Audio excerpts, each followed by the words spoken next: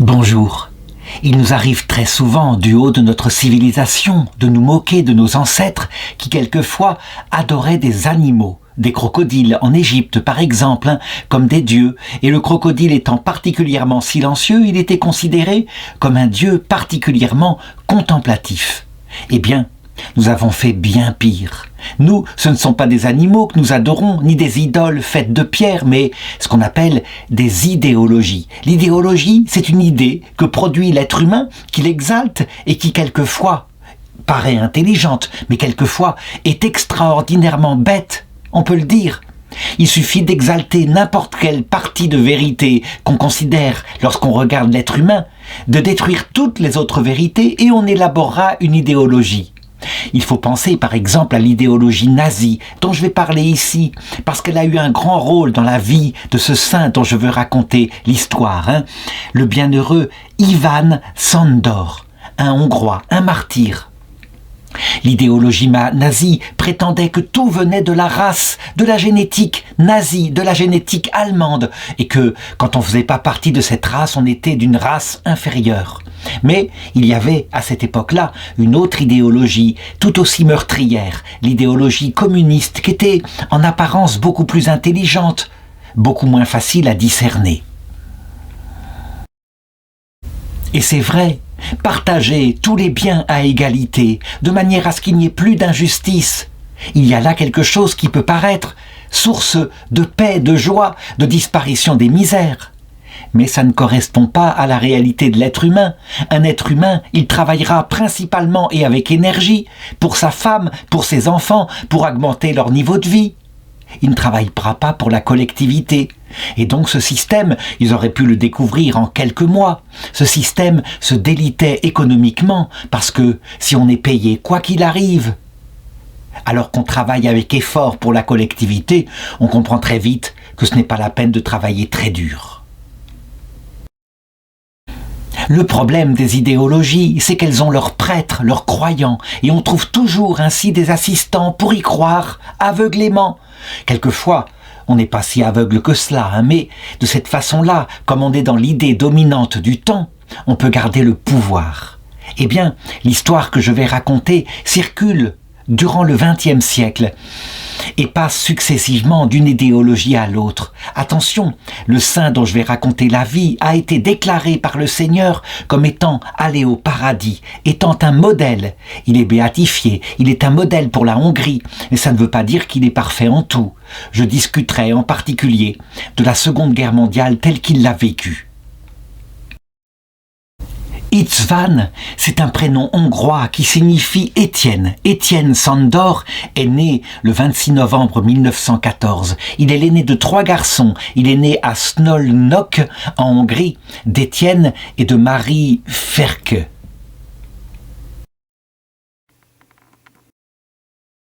Ses parents sont modestes, ce ne sont pas de grands intellectuels. Son papa est cheminot, mais ils sont riches dans la foi catholique qu'ils partagent et qu'ils transmettent à leurs enfants en faisant que leurs petits garçons et leurs autres enfants d'ailleurs fréquentent la paroisse de Szolnok confiée aux franciscains.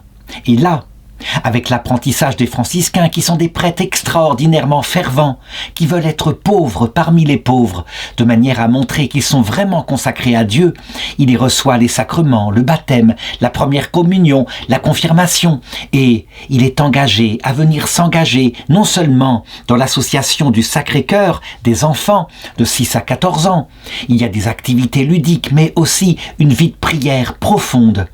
Mais aussi, il devient enfant de cœur pour la paroisse, il suit des retraites spirituelles. On le voit donc, porté par ces beaux cultivateurs que sont les franciscains, sa foi se développe, se fortifie au cours de son enfance. Et vraiment, on peut le dire, le sacrement de confirmation qu'il reçoit dans son adolescence n'aura jamais été aussi bien reçu. C'est le sacrement qui fait des adultes dans la foi.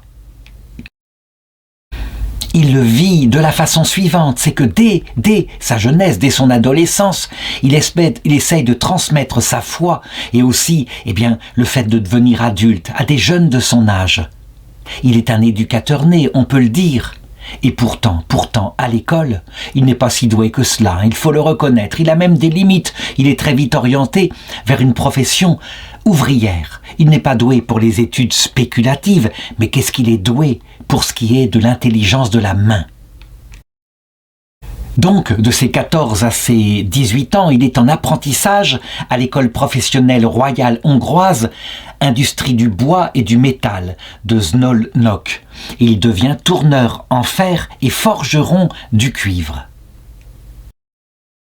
Cependant, et bien évidemment, parce que sa vocation s'est développée dans l'éducation de la jeunesse, eh bien, c'est aussi une vocation religieuse qui naît en lui. Il en parle à ses parents en 1932, il a 18 ans, et ses parents, qui, évidemment, ont l'autorité sur lui, il est encore mineur, lui interdisent de rentrer avant qu'il ne soit majeur. C'est comme ça, il est obligé de se soumettre. Eh bien, il reste en lien avec les franciscains qui, eux, voyant son talent particulier, lui font connaître la vocation salésienne. Qu'est-ce que c'est que les Salésiens ?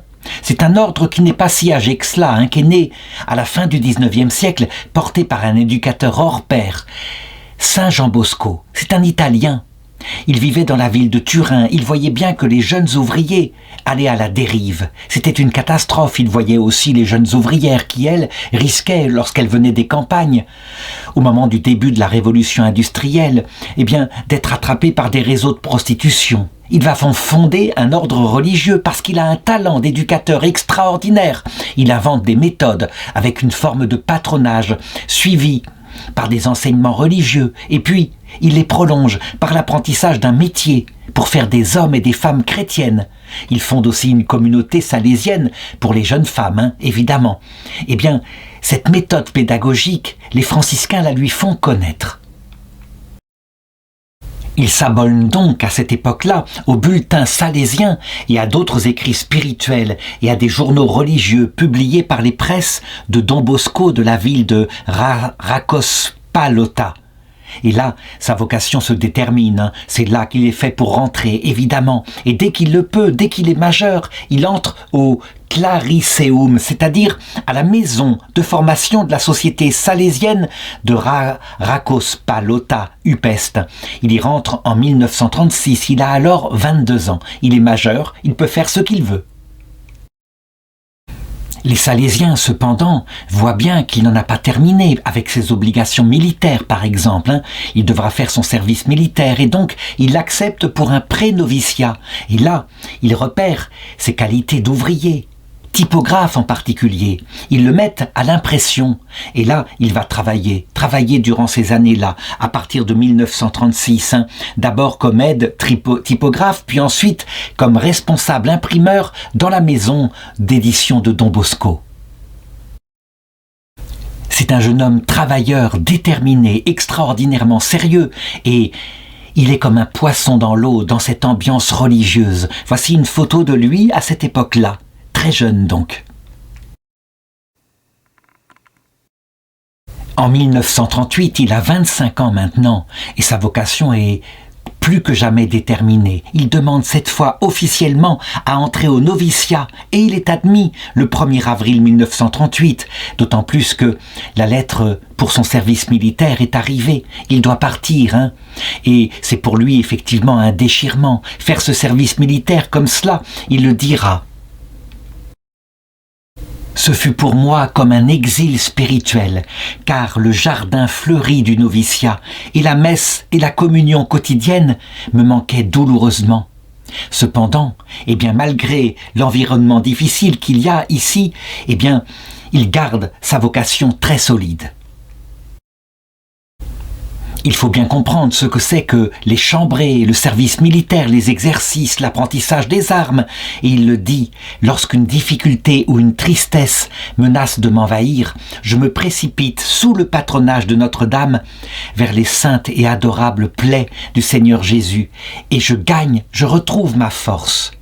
C'est ce qu'il écrit dans une lettre. Et puis, on le voit bien.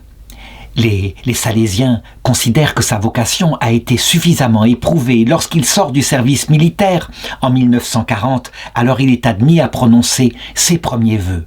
Pour les Salésiens, c'est évident, c'est une vocation maintenant éprouvée.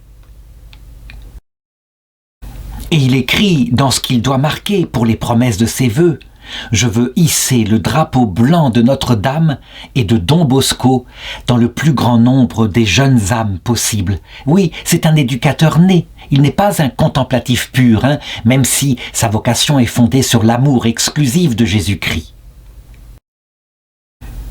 Voici ce qu'a écrit un de ses compagnons qui se souvient de cette époque-là. Dès lors, il était évidemment prédestiné à participer activement à l'éducation des jeunes, selon la méthode de Saint Jean Bosco, cette méthode complète que lui, il voudrait appliquer maintenant en Hongrie. Cependant, et pour son malheur, lui qui est un si jeune homme encore, eh bien, voici qu'est déclarée la Seconde Guerre mondiale. On le sait, Adolf Hitler a d'abord attaqué la Pologne, puis il a réussi à séduire, pour les entraîner avec lui, divers pays, divers gouvernants. Et c'est ainsi que le gouvernant de Hongrie, qui s'appelle Miklos Horthy, a décidé de suivre Hitler. Quelle est sa motivation ? Certainement, le fait de s'accaparer des territoires autour des pays qui sont autour de lui, qui parlent le hongrois, comme par exemple des territoires venant de la République slovaque, du royaume de Roumanie. Et donc, parce qu'Hitler lui donne ainsi des morceaux à grignoter, la conquête est en jeu, en 1940, il suit cette fois, il rejoint définitivement l'axe Rome-Berlin-Tokyo. Et la Seconde Guerre mondiale démarre, et lorsqu'en 1941 Hitler attaque l'Union soviétique, qui est un énorme morceau, forcément, voici qu'il mobilise les troupes Horthy et il les envoie pour collaborer avec les nazis dans cette attaque de l'URSS. Et bien sûr, les soldats sont mobilisés, les appelés, et je dirais, István Sándor se trouve parmi les mobilisés. Il part ainsi pour la guerre sur le front soviétique.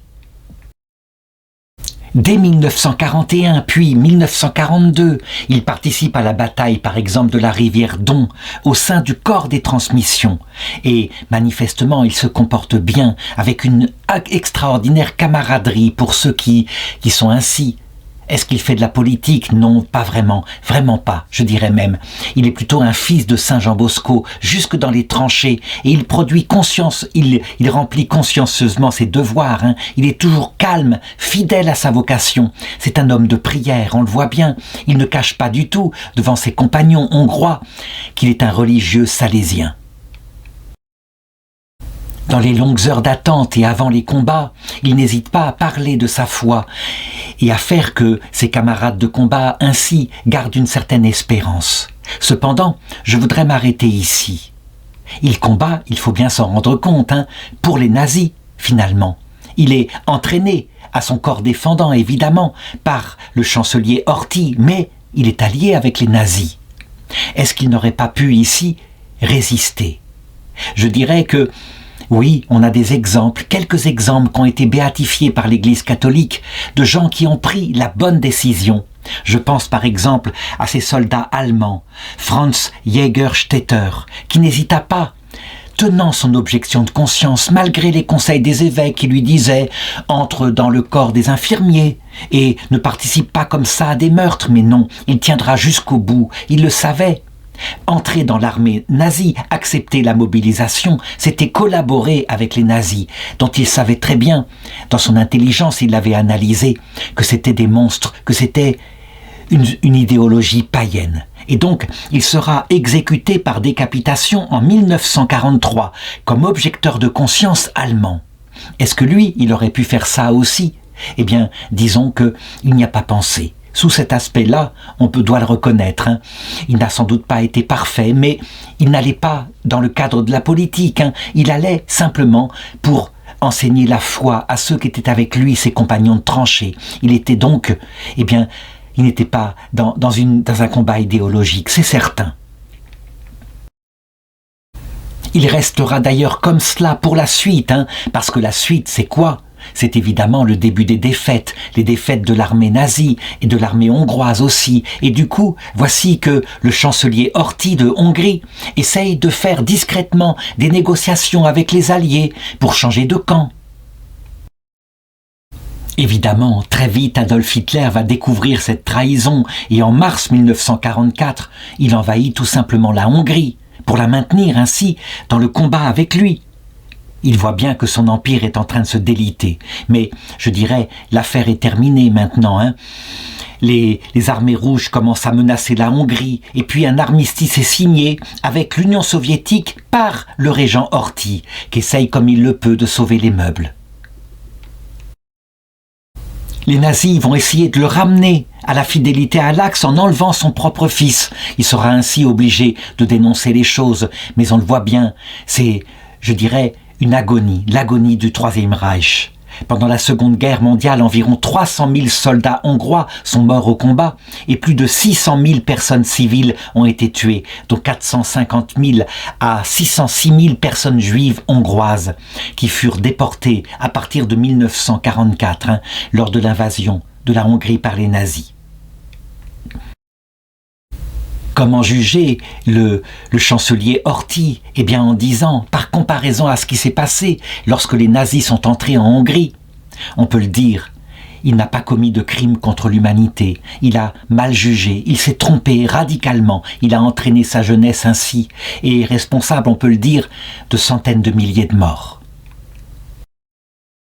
Pendant cette guerre, eh bien, István Sándor, quant à lui, a été reconnu par ses officiers comme ayant été très courageux, très dévoué, loyal, et donc il est décoré de la Croix de Fer, ce qui n'est pas forcément une décoration maintenant dont on se vanterait. Et puis, du coup, à la fin de la guerre, après avoir été fait prisonnier par les Américains, il est vite libéré, il revient en Hongrie, et là, il peut reprendre maintenant ce qui a toujours été sa vocation, rejoindre les Salésiens. Cependant, voici que les nuages rouges d'une autre idéologie se sont emparés de la Hongrie. Staline, à cette époque-là, lui qui au départ de la Seconde Guerre mondiale a fait un pacte avec Hitler, maintenant est considéré, parce qu'il a été attaqué par surprise, mais qu'il s'est relevé, qu'il s'est défendu, et qu'il a perdu énormément de soldats dans la lutte contre le nazisme, il est considéré comme un allié, comme un héros. Il est en fait un criminel, Et maintenant qu'il s'est emparé de la Hongrie, il veut se venger de ce pays qui a été allié avec les nazis. Et donc tout est réquisitionné dans les maisons, y compris les matelas.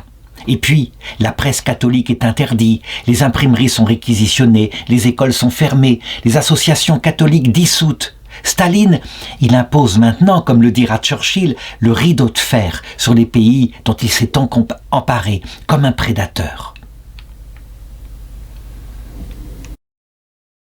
Au début, les choses ne sont pas, je dirais, déterminantes contre l'Église catholique et donc, en 1946, à l'âge de 32 ans, István Sándor peut retourner chez les Salésiens et y prononcer ses vœux perpétuels, s'engager pour toujours. C'est ainsi. Évidemment, 4 ans plus tard, en 1950, il a maintenant 36 ans. Les lois anticatholiques de Staline s'étendent un peu plus et les Salésiens ainsi que toutes les congrégations religieuses sont dissoutes. Et maintenant, il est interdit évidemment de professer publiquement une éducation chrétienne. On est considéré dans cette démocratie populaire. C'est ainsi que se donne le nom ce gouvernement dominé par Staline. On risque d'être dénoncé comme étant un combattant contre la démocratie. La jeunesse est retirée à l'éducation catholique et en particulier aux Salésiens et les jeunes sont forcés maintenant d'entrer dans la garde du parti, ce qu'on appelle les Partezeg au sein de l'AVH. Est-ce que István Sándor obéit? Bien sûr que non. On n'obéit pas à une loi tyrannique, c'est évident. Lorsque saint Paul dit qu'il faut se soumettre en tout aux autorités politiques, il veut dire quand elles s'occupent de leur domaine qui consiste à gérer le bien commun matériel. Mais là, on s'occupe des âmes, on veut imposer l'athéisme, on veut supprimer l'Église catholique et donc, de manière tout à fait maintenant, illégal, il continue d'organiser discrètement dans des appartements privés des réunions où là, il peut enseigner le catéchisme, mais aussi des excursions dans la campagne. Donc, de manière à ce que le système d'éducation de Saint Jean Bosco soit gardé. Une sorte de scoutisme, des patronages, des réunions comme cela. Évidemment, le risque est terrible, il pourrait être dénoncé, il le sait. Il est obligé d'entrer dans la clandestinité, de porter un faux nom, Itzhak Kiss, et il devient même ouvrier à l'usine Persil à Budapest. Les communistes sont beaucoup plus habiles que les nazis. Ils utilisent la ruse. Et je l'ai dit, leur idéologie peut paraître dans un premier temps positive. En tout cas, ils considèrent le catholicisme comme étant l'ennemi du peuple, l'opium du peuple, puisque on entre dans la paix, on ne fait plus la révolution. On croit en une récompense éternelle. Ceux qui ont une influence sur les jeunes en particulier risquent une arrestation. Les ordres viennent de haut, viennent de Staline, et par exemple, le provincial des Salésiens en Hongrie est arrêté et condamné à 33 ans de prison. István, toujours en civil, reste fidèle, il accueille des orphelins, et ces orphelins qui en même temps ont été choisis pour entrer dans le corps spécial de la police, ils arrivent en même temps à garder leur foi. Donc, ce double jeu-là, on peut le dire, c'est parce que la foi concerne d'abord le royaume de Dieu, évidemment. 1951, ça devient vraiment risqué, il a 26 ans maintenant, et donc ses confrères salésiens se disent « il va se faire arrêter ». C'est évident, il faut qu'il puisse partir à l'étranger le temps que ça se calme, ils veulent organiser ça, mais lui, qui est au courant des risques qu'il prend, il y a déjà eu des pendations, des condamnations à mort, des déportations, il veut rester sur le terrain, pas question pour lui d'abandonner son petit troupeau comme il dit. Le berger n'abandonne pas ses brebis, c'est à ça qu'on reconnaît un bon berger.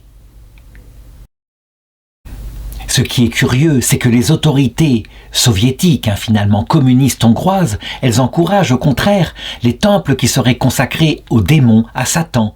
Est-ce qu'ils croient aux démons? Certainement pas, mais c'est une façon de lutter contre l'Église catholique. Et donc, lorsqu'on veut ouvrir l'auberge de l'enfer, eh bien, il s'y oppose, et la nuit, discrètement, il vient, et il arrive à faire disparaître l'enseigne de cette auberge satanique en la couvrant de goudron.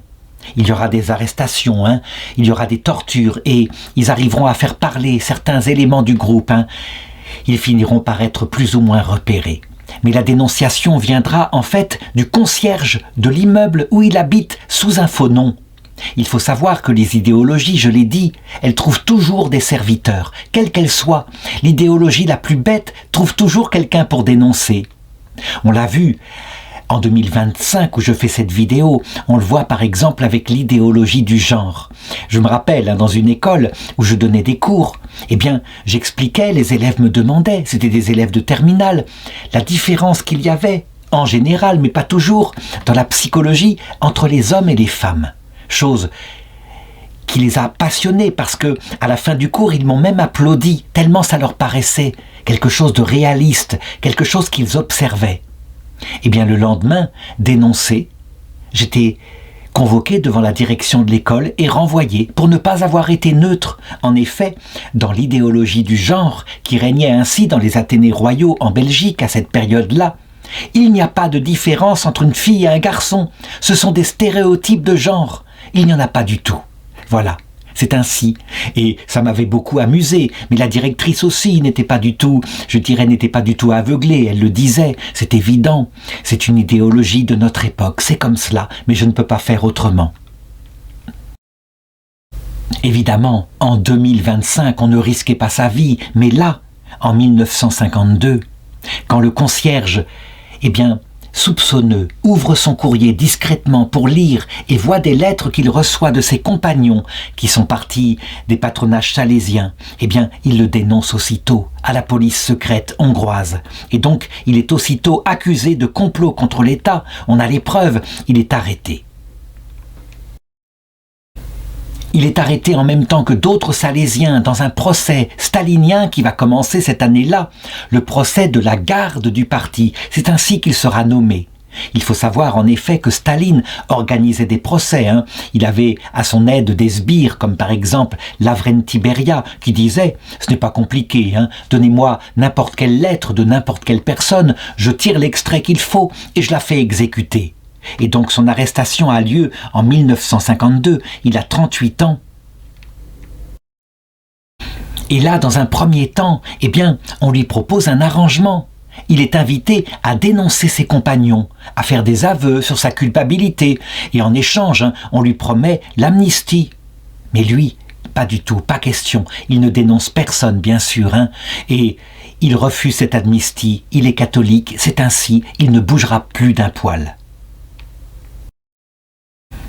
Alors là, évidemment, parce qu'il ne cède pas, parce qu'il est une forte tête, on pratique d'autres méthodes comme des tortures.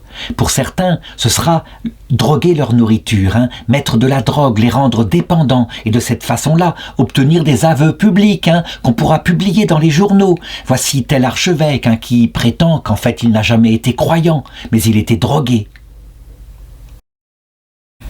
Lui, il reste droit, il reste fidèle à sa vocation, à sa foi. Il n'a pas conspiré contre l'État, bien sûr, il est un croyant, c'est tout. Et donc, le chef d'accusation, lors de son procès qui va se faire à huis clos, portait « conspiration visant à renverser l'État démocratique ». Vraiment, on peut le voir. C'est extraordinaire, à quel point on peut utiliser des mots qui paraissent comme ça, dire quelque chose comme la liberté de conscience, et qui disent tout à fait l'inverse. Durant le procès, on l'accuse d'avoir manipulé la jeunesse en partie qui était, les gardes armés du régime, dit régime communiste de la Hongrie, donc de les avoir maintenus dans cette superstition contre la légalité. Bien sûr, c'est une accusation grotesque, il ne fait pas de politique, je l'ai dit tout à l'heure quand je parlais de son attitude durant la Seconde Guerre mondiale. Dans l'armée hongroise, il s'occupait des jeunes, c'était ça sa vocation. Malgré tout, il est condamné à mort pour complot contre la démocratie et trahison, il est condamné à être pendu avec 3 de ses compagnons. Et on le voit là, véritablement plein de joie, qui est remis en prison. Et les autres, quelques-uns qui survivront, disaient « Il cherchait à redonner courage à tous et il partageait le peu de nourriture qu'il avait. » Ce qui est fabuleux dans cette démocratie populaire qu'était la Hongrie à cette époque-là, c'est que les formes de la légalité sont gardées. Il a même droit à un procès en appel. Il fait appel, donc évidemment. Tout ça, ce n'est que du cinéma. Il est condamné en 2e instance à la même chose. Et donc, il est pendu le 8 juin 1953 et son corps ensuite est jeté dans la fosse commune. Son témoignage est absolument central, fondateur. En effet, on le voit. Il n'a pas cédé. Il aurait pu tout à fait sauver sa vie de plusieurs manières, mais ce n'était pas la peine. Il y a plus grand que cela, il y a la vie éternelle, il a gardé sa droiture. Quant à ceux qui l'ont condamné, qui eux, prenaient l'autre parti, le parti de servir une idéologie auquel ils ne croyaient plus, c'était bien évident. Ces gens-là qui ont dû vivre toute leur vie ensuite avec leur conscience torturée par le mal qu'ils avaient fait. Notre intelligence est faite pour la vérité, notre volonté pour le bien. Ces gens-là, à l'heure de leur mort, ils ont été accueillis par Étienne. Étienne, je l'ai dit, c'est son prénom, c'est ce que signifie Isvan. Il a été accueilli par lui, à l'heure de leur mort. Et bien sûr, il leur a fait miséricorde, il les a introduits auprès du Christ.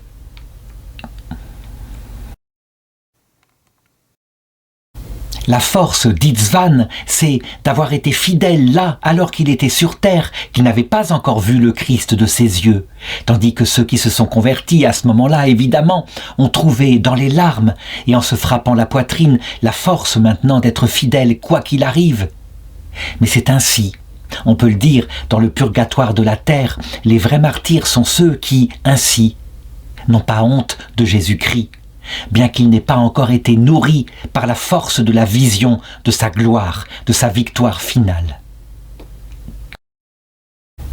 Son procès en béatification a été ouvert en 2006. Il a été déclaré vénérable et martyr le 27 mars 2013 par le pape François. Et ensuite, grâce aux miracles qui ont confirmé ce jugement de l'Église, sa béatification a été célébrée à Budapest le 19 octobre 2013. Et c'était le cardinal Angelo Amato qui représentait le pape François.